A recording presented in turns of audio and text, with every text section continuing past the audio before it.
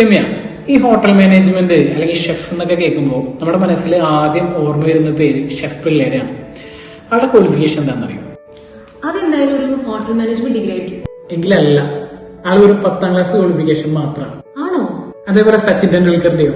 അതൊരു +2 എഡ്യൂക്കേഷൻ ആയിരിക്കും. അതെ, അതേപോലെ ബേസിക് ക്വാളിഫിക്കേഷൻ വെച്ചിട്ട് ഇങ്ങനെ സക്സസ്ഫുൾ ആയിട്ടുള്ള എത്ര പേര് രമ്യക്ക് അറിയാം?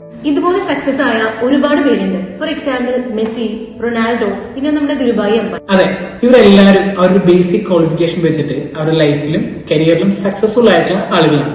ഇവരൊരു കോമൺ പ്രത്യേകത എന്താണെന്നറിയോ? എനിക്ക് തോന്നുന്നു അവരെല്ലാം സ്വന്തം മേഖലയിൽ സ്കിൽഡ് ആയ വ്യക്തികളാണ്. ഇതേപോലെ ഒരു പെർട്ടിക്കുലർ സ്കില്ല് കൊണ്ട് മാത്രം സക്സസ് ആയ എന്നാൽ ഫേമസ് ആവാത്ത ഒരുപാട് പേര് നമ്മുടെ സമൂഹത്തിലുണ്ട്. അപ്പൊ ഒരു സ്കിൽ ഉണ്ടെങ്കിൽ തന്നെ നമുക്ക് ലൈഫിൽ സക്സസ് ആവാൻ പറ്റും.